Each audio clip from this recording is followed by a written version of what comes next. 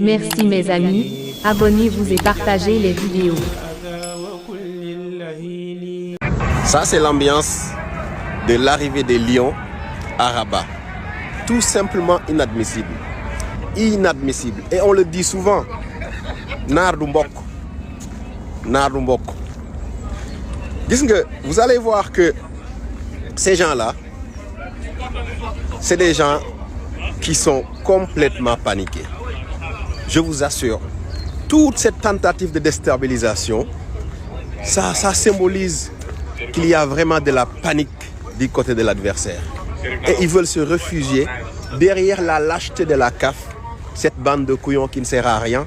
À chaque fois que la FIFA fait une exigence, elle baisse le pantalon. À chaque fois qu'un pays organisateur fait une exigence, elle baisse le pantalon. Voilà la CAF. Comment vous pouvez... Regardez-moi cette insécurité. À tout moment, une personne pouvait surgir de là-bas et poignarder un joueur. Ah oui. Et ils allaient nous dire, oui, c'est un incident. Non, ce n'est pas un incident, c'est fait exprès. Cette manière de faire date du 20e siècle.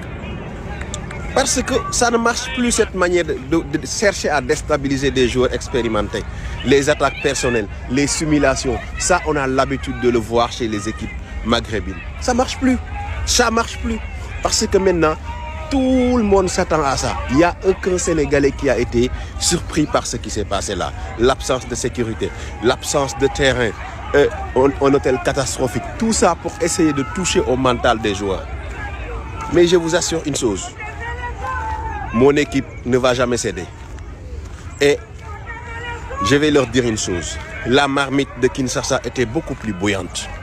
Vous avez vu l'ambiance? C'est exactement la même ambiance qu'on avait à Kinshasa. Exactement.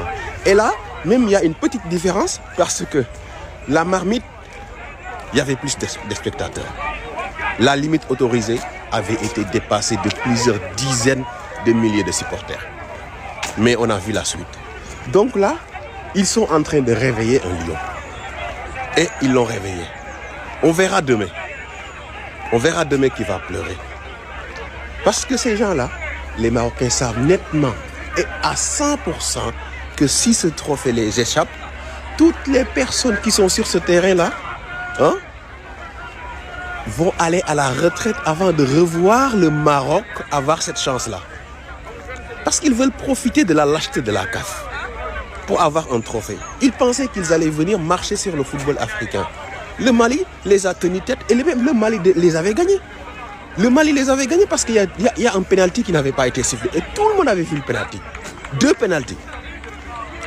J'oublie pas le penalty de la Tanzanie. Mais tout ça, je dénonce la lâcheté de la CAF.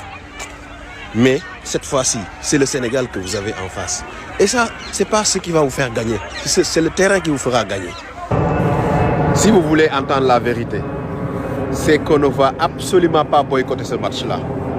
Et tout ce qu'ils font là, c'est juste des sources de motivation pour notre équipe. Oui.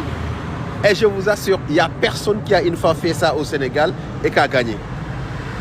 Demandez aux Égyptiens. Demandez aux Congolais. Ça, c'est une source de motivation. C'est une source de motivation.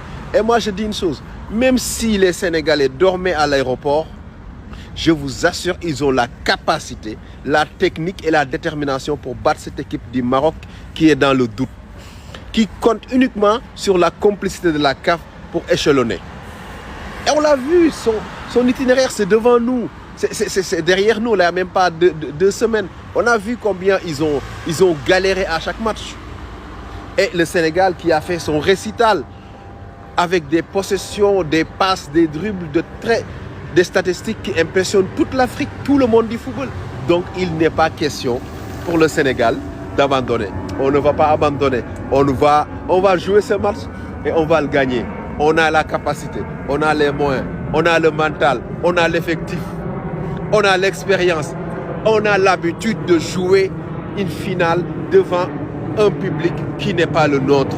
Et en plus, on n'a jamais joué une finale chez nous. Et pourtant, on a gagné. Donc, pourquoi boycotter? Non, boycotter. Non, on va aller faciliter la chose. On va humilier la CAF. Et tous les complices